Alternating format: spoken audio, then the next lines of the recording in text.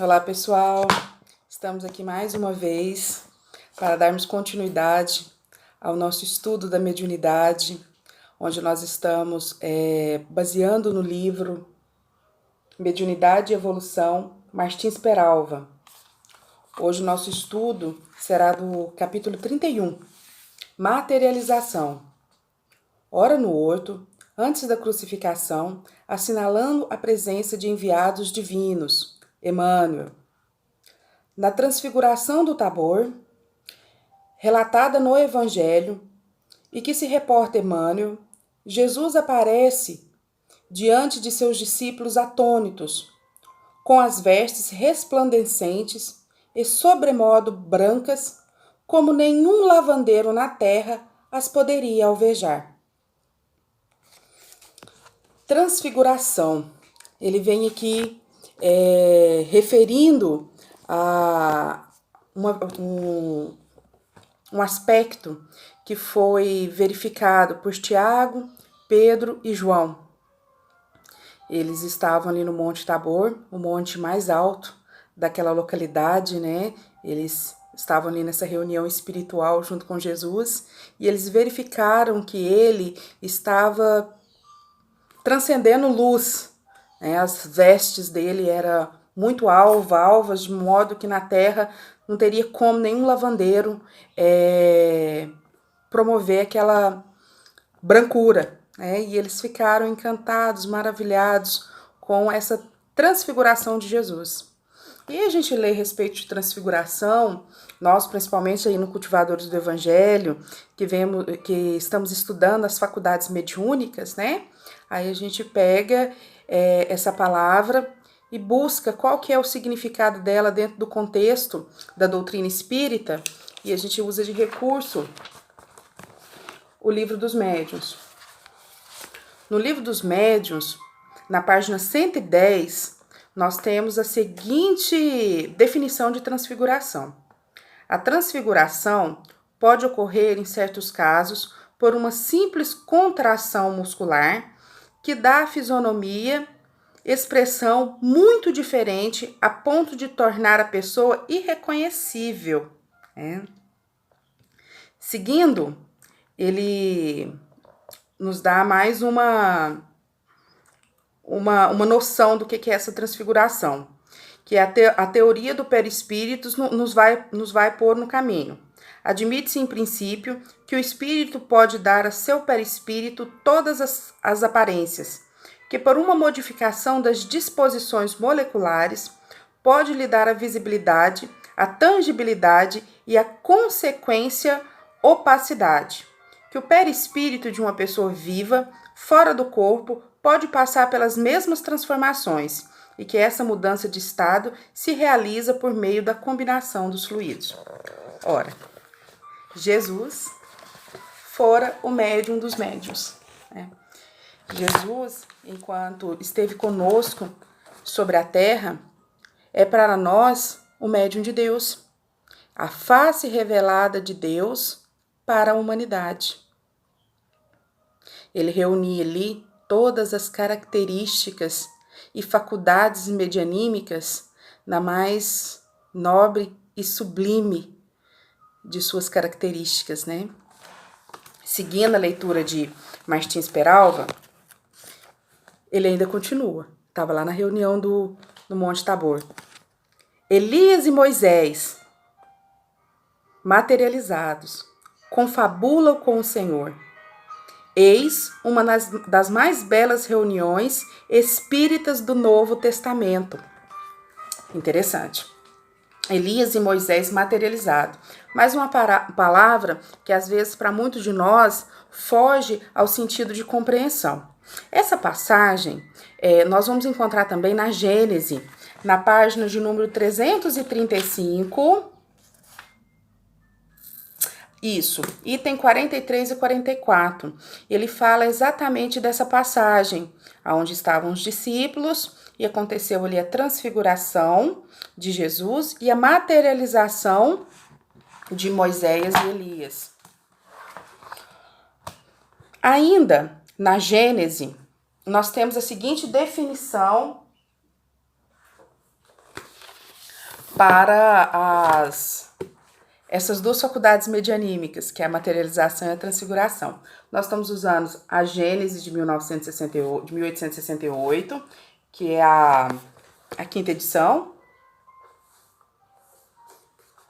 Aliás, desculpa, a primeira edição autêntica de Kardec, ela é de 1868, a Gênese. No item de número 35, ele vem falando o seguinte: o perispírito é invisível para nós em estado normal. Porém, como é formado de matéria etérea, o espírito pode, em certos casos, e por um ato de sua vontade, submetê-lo a uma modificação molecular que o torna momentaneamente visível. É assim que se produzem as aparições, que, do mesmo modo como os outros fenômenos, não estão fora das leis da natureza. Isso não é mais extraordinário que o vapor, invisível quando está muito rarefeito e visível quando está condensado. Conforme o grau de condensação do fluido perispiritual, a aparição é por vezes vaga e vaporosa, outras ocasiões é mais nitidamente definida, outras vezes em todas as aparências da matéria tangível. Pode até chegar à tangibilidade real, ou seja, é palpável, é materializado. Aqui está a materialização, dependendo ali de como foram condensados esses fluidos, de qual faculdade medianímica que estava acontecendo naquele momento, dá-se a materialização, que é tornar o perispírito, que vaporoso, torna-se ali tangível, capacidade que a gente tem de tocar, né? A gente é sensível ao toque, a ponto de que seja possível haver engano quanto à natureza do ser que se tinha diante de si. E aí ele discorre aqui alguns outros comentários que eu sugiro, quem tem a Gênese em casa, que possa estudar a respeito, mas eu assinalei aqui para a gente poder estar lendo e seguindo os nossos comentários. É de assinalar que as aparições tangíveis têm apenas a aparência da matéria carnal, aparência. Então, Moisés e Elias estavam ali materializado, eles tinham a aparência carnal, porém, era o perispírito condensado que estava ali naquele momento. Mas não poderiam ter suas qualidades, porque na realidade não são carne, tá? Em Gênesis. Os seres que se apresentam nessa condição nem nascem e nem morrem como os outros homens. Um efeito particular dessa espécie de fenômeno é que as aparições vaporosas e mesmo tangíveis não são perceptíveis indistintamente por todo mundo. Os espíritos só se mostram quando querem e a quem querem. Então, quem tiver a Gênese pode estar fazendo o estudo nessa página 335, item 43 e 44, e também o item 35, 36, 38 e 39, que foi o que nós fizemos aqui, da página 303. Só para poder dar ali essa noção que existe a transfiguração, que depende ali da condição perispiritual, que foi que Jesus se apresentou aos seus discípulos com aquela alvura nas suas vestes. E tem a materialização quando ele vem falando de Elias e Moisés, que estava ali presente naquele momento. Esse fato, ele ocorre antes da crucificação. E o que eu consigo compreender ali, o que eu consigo chegar em entendimento, é que Jesus, ao se transfigurar, ele passa para nós a seguinte mensagem, que nós somos muito mais do que um amontoado de carne. Nós estamos muito além do que só ali o corpo carnal.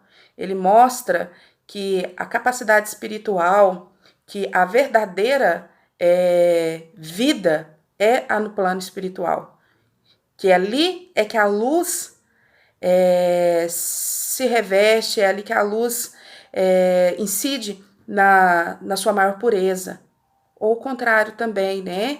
Aqueles de nós que ainda estamos aí muito agarrados, muito materializados, muito envolvidos ainda em crimes, a vida espiritual também é onde a gente vai se relacionar de encontro com a nossa consciência, é onde a gente vai encontrar as trevas, às vezes mais escuras, porque aqui nós nos relacionamos com todos, né, independente das vibrações espirituais. Quando passamos para o plano espiritual, vamos nos relacionar sempre com aqueles da mesma afinidade que nós, né? Se aqui nós conseguimos disfarçar as nossas imperfeições, lá elas estão bem evidenciadas e estaremos juntos com aqueles que temos afinidades. Por isso, né, que a questão de céu e inferno, ela é um estado de espírito. Seguindo a leitura de Martins Peralva, ele vai falar o seguinte para nós: ouçamos Emmanuel sobre o assunto.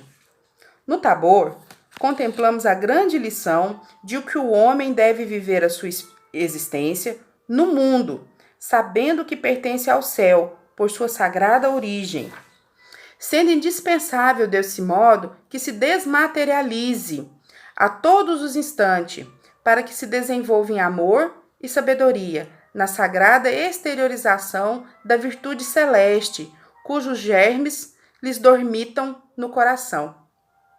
Então, nós temos ali os germes, né? Dormitam, que está ali em nós, né? Os germes, que a qualquer momento, sendo alimentados da devida forma, eles vão estar florescendo, eles vão estar criando forma em nós. O que esses germes da virtude celeste, né? Nós temos em nós a nossa capacidade de nos tornarmos melhores a cada dia. E ele traz aqui para nós também uma palavrinha nova, né? Desmaterialize. Nós vimos a materialização, que era tornar tangível, né? E agora ele pede aqui para nós para que a gente possa, né, viver já nos preparando para entrar no plano espiritual, nós precisamos nos desmaterializar. Muitos de nós, às vezes, pensamos assim, eu não sou muito materialista, né? Eu não gosto de coisas, eu não sou consumista, eu não ligo muito para bens materiais. Na realidade, a desmaterialização ela vai um pouco além disso.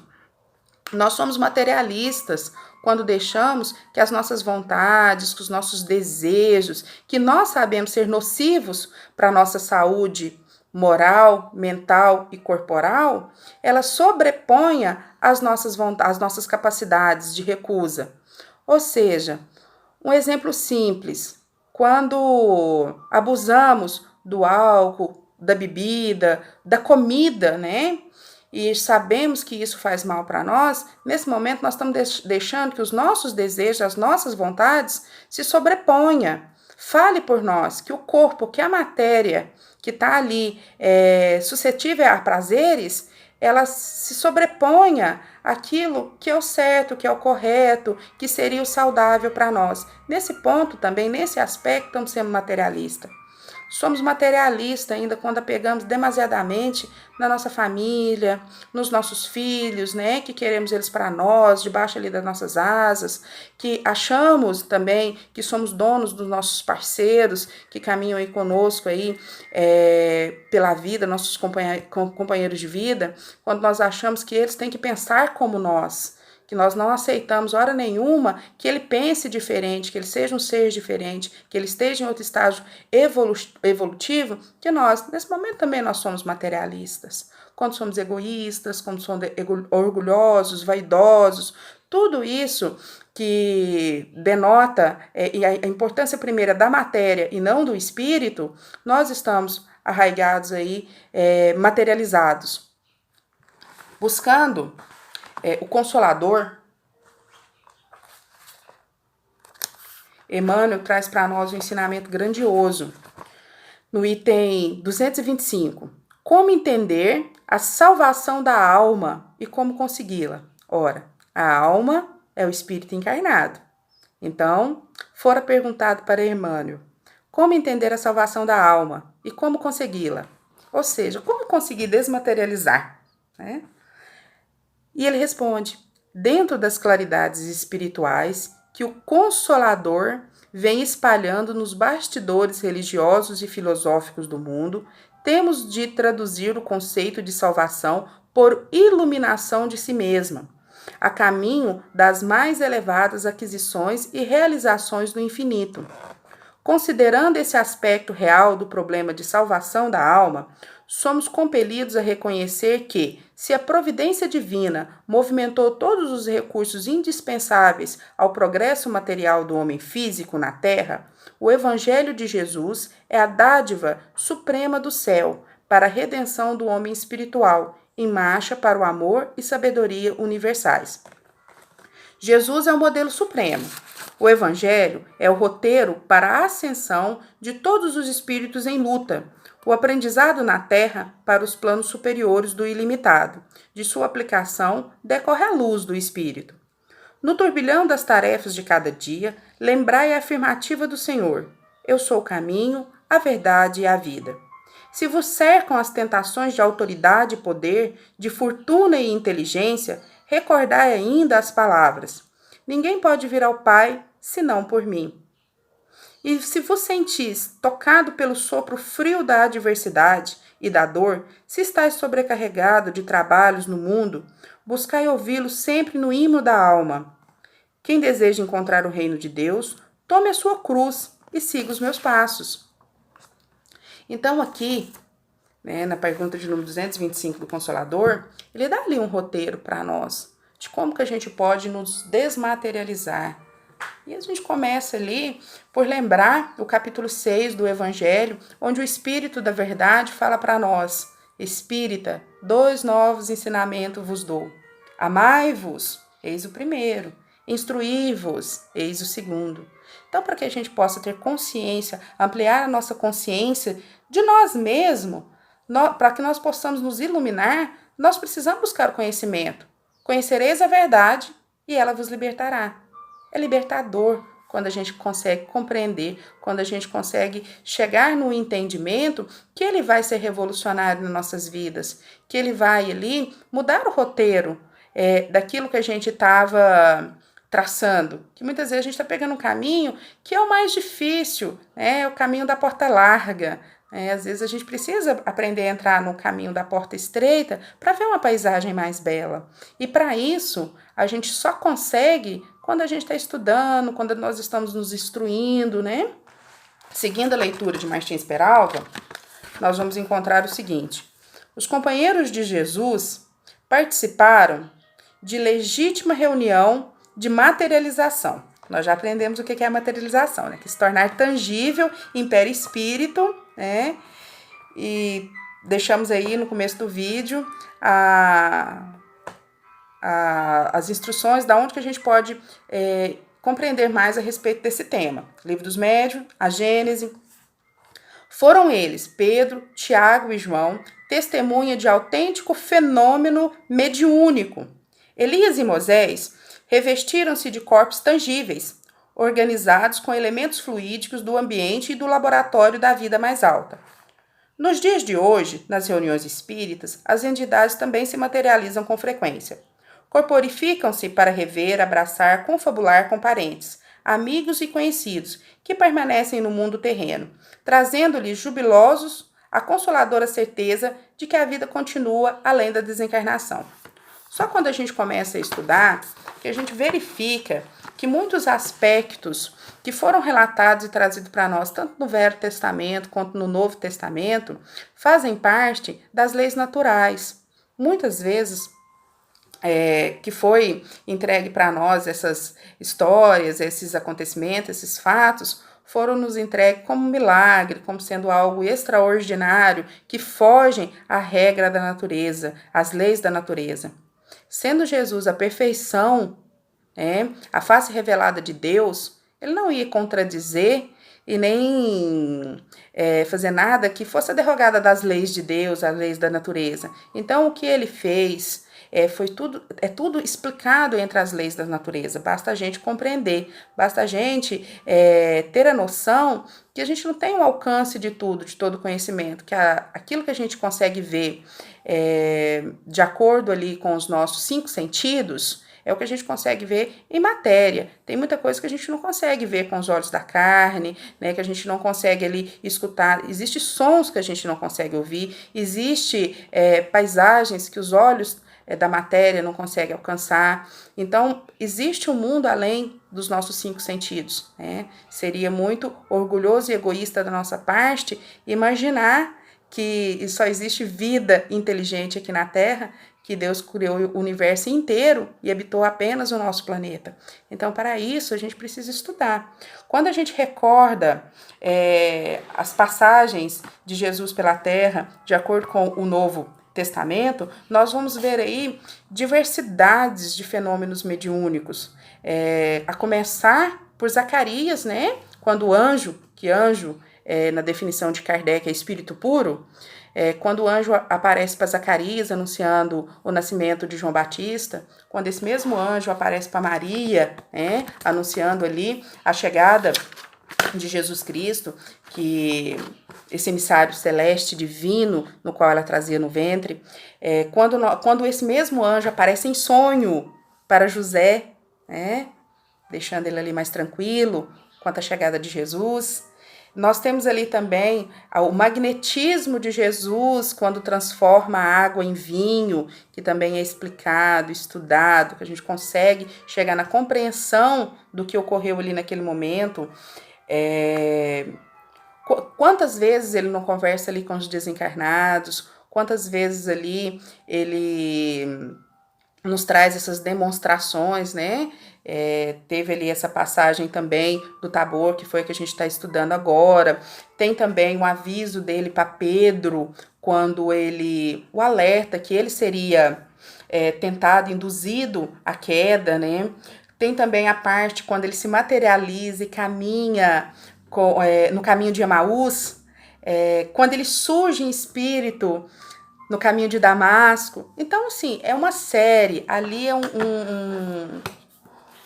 são variedades de características mediúnicas que Jesus tinha em todos os seus aspectos mais nobres, mais sublime, pelo grau de perfeição ao qual esse espírito já atingiu, que antes da Terra existir já tinha trilhado esses caminhos que hoje a gente tenta ali em passos de formiga. Ele já havia trilhado, ele já consegue, né, ter o domínio total sobre as suas capacidades. Seguindo aqui o livro de Martins Peralva, nós vamos ter o seguinte: e depois da morte, diz Emmanuel, volta a confabular com os amigos, fornecendo-lhe instruções quanto ao destino da Boa Nova. Outro registro também do querido benfeitor espiritual reaparece plenamente materializado diante dos aprendizes no caminho de Emaús. E mais tarde, em espírito, procura Saulo de Tarso nas vizinhanças de Damasco, para confiar-lhe elevada missão entre os homens. Não nos deteremos no aspecto fenomênico da transfiguração do Mestre, que escapa aos objetivos desse livro. Recordemos o episódio sob o prisma de nossas mais expressivas aspirações. Elias e Moisés materializaram-se para que os homens de todos os séculos jamais pudessem alegar ignorância quanto ao problema da sobrevivência e comunicabilidade dos espíritos. Os espíritos se comunicam conosco. Está aqui, né? Moisés, Elias, junto com Jesus, pouco tempo antes da parte mais crítica da sua jornada, que foi quando ele foi crucificado. Antes disso, eles estavam lá, conversando, na mais bela reunião mediúnica que se tem notícia. Tornaram-se visíveis a fim de que nunca pudéssemos alegar que o divino amigo, em seu ministério de luz, omitira a possibilidade de que o espírito, depois de liberto do corpo somático, pudesse vir até nós. A transfiguração no Tabor constitui sublime advertência à criatura humana no que diz respeito ao imperativo do aperfeiçoamento, enquanto pisamos o chão da terra. Espíritas, 2 novos ensinamentos vos dou. Amai-vos, eis o primeiro. Instruir-vos, eis o segundo. Representa incisivo convite para que orientemos a vida segundo os padrões do Evangelho, em função da vida futura, sempre rica de surpresas. O Tabor é um convite permanente para que nos libertemos das mesquinharias humanas, aquecendo-nos no sol da boa nova da imortalidade. Nós precisamos aprender em vida como vamos adentrar no plano espiritual.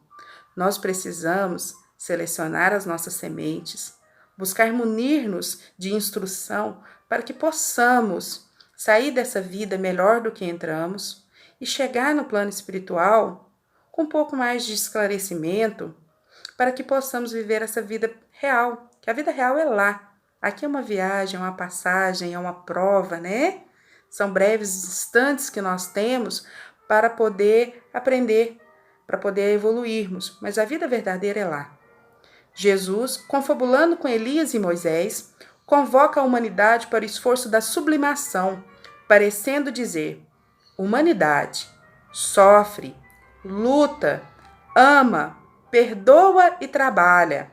Deixa que a suave luz da esperança inunde o teu coração, sequioso de esclarecimento, amor, alegria e paz.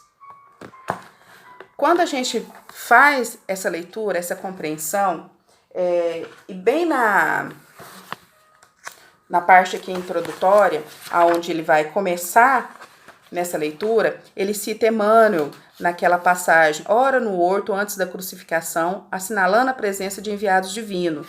Essa passagem, ela se encontra no livro Seara dos Médiuns, capítulo 17, Na Glória do Cristo. Quem tiver o livro, quiser buscar, é uma leitura extraordinária, aonde ele vai elencar todas essas situações que nós pincelamos aqui no nosso vídeo. E o final dele, ele traz uma mensagem muito expressiva. E eu gostaria de chegar ao final do nosso vídeo de hoje com essa mensagem de Emmanuel. É inútil, assim, que cristãos distintos, nesse ou naquele setor da fé, reúnam-se para confundir respeitosamente a mediunidade, em nome da metapsíquica ou da parapsicologia, que mais se assemelham a requintados processos de dúvida e negação, porque ninguém consegue empanar os fatos mediúnicos da vida de Jesus, que diante de todas as religiões da terra permanece por sol indiscutível a brilhar para sempre. Então, não nos confundamos, buscamos as explicações, buscamos ser mais investigativos, mais questionadores, vamos buscar as verdades, vamos buscar as instruções para que possamos nos orientar na vida e não ficar reproduzindo coisas que às vezes a gente não sabe o que é. Aqui nenhum de nós temos ainda compreensão de muita coisa, mas buscamos estudar. Somos os cultivadores do Evangelho. O nosso nome é muito representativo. Nós precisamos cultivar o Evangelho, dentro de sua essência, dentro daquilo que foi a codificação de Kardec. Então, precisamos estar sempre buscando as nossas orientações, os nossos embasamentos dentro da obra de Kardec. Finalizando a leitura de Martins Peralva, no capítulo 31, ele encerra para nós da seguinte forma: o simbolismo do tabor representa a vitória do bem sobre o mal, da luz sobre a terra, no rumo da evolução. Que Jesus nos abençoe. Até a próxima sexta.